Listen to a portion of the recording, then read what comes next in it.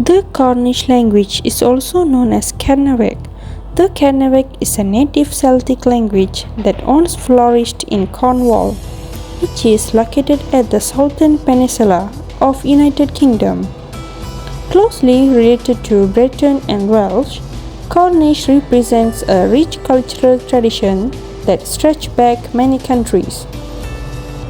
It developed from ancient Brittonic languages spoken across Britain before the arrival of Anglo-Saxon settlers. For much of the medieval period, Cornish was widely used in daily life, religious performance, trade, and storytelling. A land shaped by the sea, rich traditions, and a language that once echoed across its hills, Cornish was the everyday voice of its people.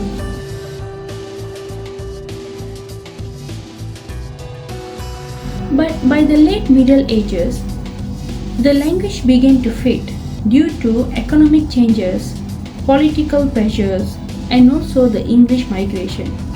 The political changes and also the political pressures was push Cornish speakers to adopt English language.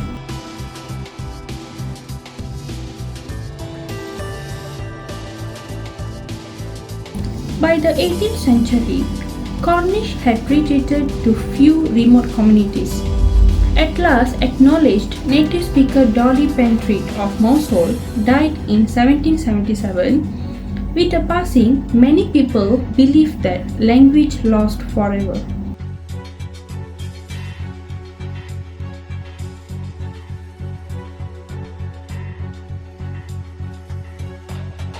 Yet, the decline was not the end. In the centuries that followed, a revival movement slowly breathed life back into the language. Today, Cornish is spoken again in classrooms, home, music, and also the ceremonies.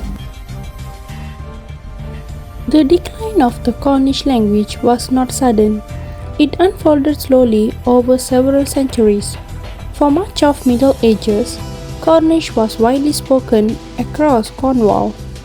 But as English influence grew, the balance began to shift. Trade, government, and legal systems all operated in English, pushing Cornish speakers to adapt economic survival. A major turning point came in 16th century when the Bible and church services were introduced solely in English. Religions, once a stronghold of Cornish identity, now became a force of linguistic pressure. Moreover, by the 17th and 18th centuries, English had become the dominant language in most parts of Cornwall. Cornish survived only in remote western villages and among older generations. Yes, younger people shifted to English for work and education. The language lost its place in daily life. By the late 17th century, Cornish was no longer a community language, and its final fluent speakers passed away. Additionally, the Cornish language is a Celtic language, and its roots lie with the Brittonic Celts, who lived in Britain long before the Romans arrived. As Latin and Roman customs spread through Britain, many Celtic-speaking communities moved toward the western regions, which are Wales, Cornwall, and Brittany. Hi everyone, in this session I will explain how Cornish language became endangered, focusing on language choice, language use, and language shift. Language choice refers to the decision speakers make about which language to use. For Cornish, people slowly began choosing English because it was the language of education, religion, and government. Choosing English offered more opportunities while Cornish became less practical. Over time, families stopped choosing Cornish at home, which reduced the number of the speakers.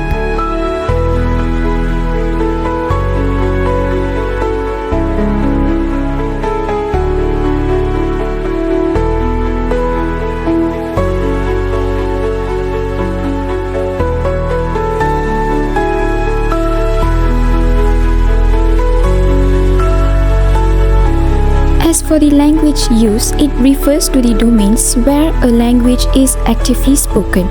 Cornish lost many of its traditional domains.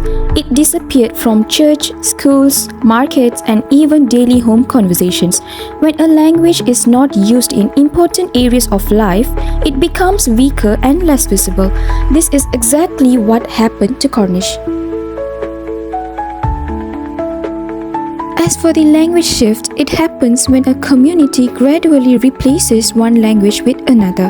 In Cornwall, communities shifted from speaking Cornish to speaking English because English was dominant, more socially valued, and linked to the economic progress. Within a few generations, children grew up learning only English and Cornish stopped being transmitted at home. In summary, understanding these three factors helps us to see how fragile minority languages can be. In conclusion, the enlargement of Cornish language did not happen suddenly. It was the result of three connected processes, which are language choice, language use, and language shift. First, when people began choosing English for education, work, religion, and social mobility, Cornish immediately lost its advantage. So when English became the language of opportunity, while Cornish was seen as less useful in daily life. As English became preferred, Cornish started to lose its functional domains. It was no longer used in schools, church, markets, or government spaces. Without these key domains, the language became limited to only a few homes and small communities. Over time, this reduced use led to a complete language shift. Many families gradually replaced Cornish with English, and the younger generation stopped learning Cornish as a first language. When a language is no longer passed down to the children, its survival became extremely fragile. The story of Cornish reminds us language enlargement is a gradual social process influenced by power, prestige, and practicality. It also shows that when a minority language loses support from institutions and families, it can disappear from everyday life. Understanding these processes helps us to see why revitalization Cornish today is important, not only for communication but also for preserving identity, heritage, and culture. Hello there, today we are going to look at the implication of Cornish endangerment. There are two types of implication. The first one will be cognition and the second one will be the culture. Now let's look into cognition, which stands for thinking and knowledge.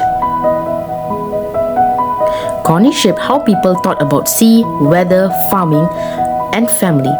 Losing Cornish, English replaces traditional ways of thinking. Kids stop learning at home and only studies at school. Cornish seen as an old or backward, lower confidence to speak. So, when we talk about Cornish, there is one hidden language for Cornwall, which is Canwick. Now, let's look into culture, which stands for identity and heritage.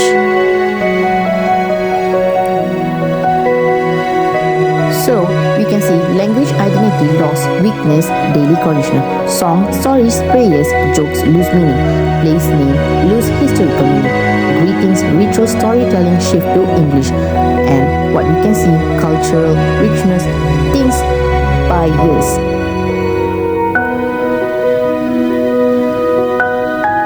So, for an overall summarization, I would say when a community loses its language, it also lost important parts of identity.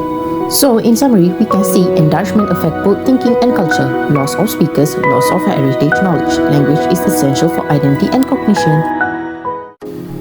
Howdy there! Today we are going to look at revitalization efforts of Cornish. The first key of revitalization is community movements, education and language classes, media technology, government and official support. Community movements, local groups promoted Cornish Pride Cultural Festival, revived Cornish identity, volunteers taught basic Cornish to communicate. As per the examples in the picture, one, it stands for the culture. The second one, the language, the how the language is written and spoke. Now, let's take a look at education and language classes taught at Cornwall. Cornish classes offered to adults and children. Textbooks and learning materials are created as well. Cornish taught in some schools. So, from what we can see, Cornish is being revived through education, where classes are offered to both adults and children, and new learning materials like textbooks are produced. Some schools have also started teaching the language, helping to keep it alive to future generations. So, let's look at another point, media and technology. So, Cornish radio programs, social media pages and online courses, app dictionaries, YouTube lesson. All this is a way of Cornish has promoted through radio, social media and digital tools. These platforms make the language easier for people to learn and use in the future. Here we go for the last point, which is government and official support. Recognition as a minority language, funding for a language project, Cornish used in science and public spaces. So we can see today Cornish grows through schools, community events, music and digital tools like apps and social media. It's still critically endangered, but revitalization is rebuilding Cornish as a living language. Okay, we have come to the end to summarize Cornish enrichment on both mind and culture, but revitalization is reopening those cognitive and cultural spaces.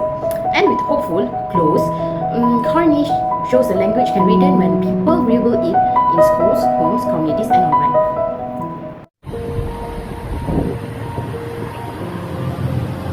Hi. So, do you know what is Cornish language? So basically, it is a Celtic language from Cornwall, UK. So Cornwall is a state which is situated in UK, which is a country. So this language is related to Welsh and also Britain. So basically, this language is created from Welsh and also Britain.